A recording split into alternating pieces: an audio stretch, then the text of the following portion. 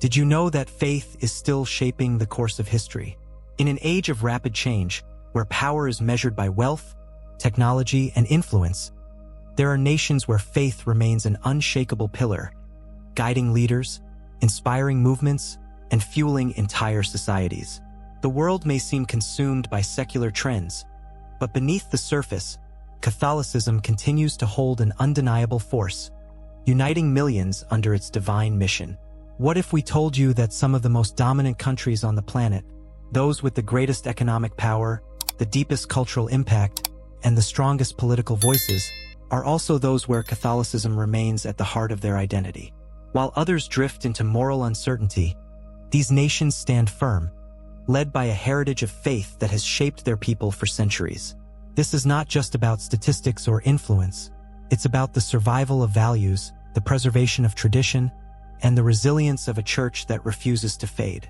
In 2025, the Catholic world is not retreating. It is rising. From the Americas to Europe and beyond, faith-filled nations continue to shape the future, proving that no power, economic, political, or military, can compare to the enduring strength of belief. Get ready, because what you are about to see may surprise you. In the heart of Rome, within the Vatican's archives, there existed a prophecy known only to a handful of church scholars. The prophecy of the 5 pillars, an ancient manuscript, foretold a time when 5 nations, deeply rooted in Catholicism, would hold the balance of spiritual power in the world. These nations, the Philippines, Poland, Brazil, Italy, and the United States, were destined to either uphold the faith or succumb to darkness. It was said that when the 5 began to falter, a great upheaval would come. Father Gabriel, a Jesuit historian, had spent decades studying the manuscript, hidden away from public knowledge. It spoke of a time when the faith of these nations would be tested, and unless their people returned to true devotion, a catastrophe would unfold.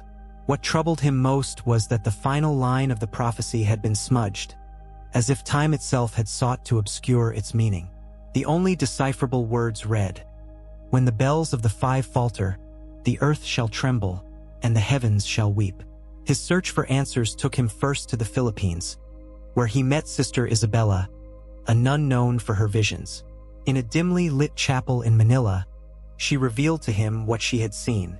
"The Feast of the Black Nazarene," she whispered, her voice trembling.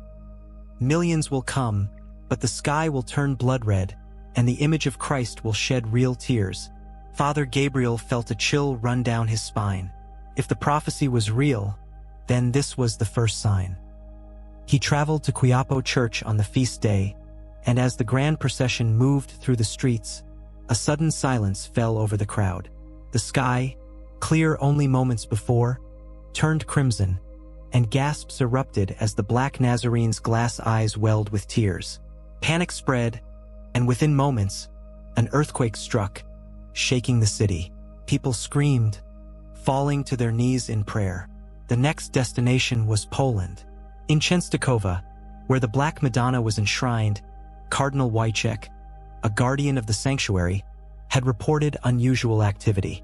"At night," he told Father Gabriel, "we hear weeping from the icon. Pilgrims have seen shadows moving through the monastery." On the feast of Corpus Christi, Father Gabriel stood among the thousands gathered in reverence. As the faithful carried the Eucharist through the streets, a piercing wail erupted from the monastery. A crack formed in the icon's protective glass, and from the eyes of the Black Madonna, dark streaks resembling blood ran down. The ground beneath the city trembled. This was the second sign. In Brazil, the Christ the Redeemer statue loomed over Rio de Janeiro, a beacon of hope and faith. Yet, Archbishop Santiago confided in Father Gabriel that strange omens had appeared. Birds no longer perched on the statue, and those who climbed to pray near it felt an overwhelming sense of dread. "Something is wrong," the Archbishop said. "During Holy Week, I fear we will witness something terrible." As the Stations of the Cross were reenacted beneath the grand statue, a storm rolled in without warning. Lightning struck the base of Christ the Redeemer, sending cracks up through its foundation. A voice, deep and sorrowful, seemed to echo through the winds. "Will you remain faithful?" Many in the crowd fell to their knees, crying out in fear and prayer. The earth shook again. The third sign had come. Italy, the very heart of Catholicism, was next. Vatican officials were already in disarray over the events unfolding worldwide. Pope Pius XIII himself had seen an unsettling vision: St. Peter's Basilica, consumed by darkness.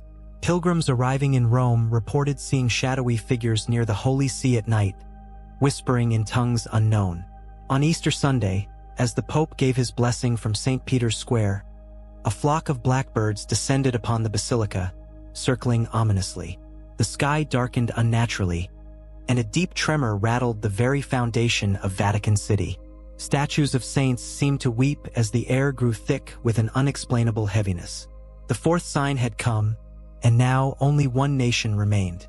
Father Gabriel's final journey took him to the United States, where Catholicism had long been under siege by growing secularism. Reports from Washington, D.C. were alarming. At the National Shrine of the Immaculate Conception, the large mosaic of Christ had begun to shift, subtle at first, but then unmistakable. Christ's expression of mercy had turned into one of sorrow, and on the eve of the March for Life, the image's eyes were seen weeping. As the faithful gathered for the largest pro-life demonstration in history, the sky turned an eerie shade of red, just as in the Philippines.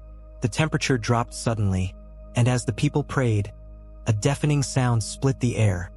A great bell, unseen, tolled across the nation. The ground quaked, and the faithful clung to one another in fear. The final sign had come.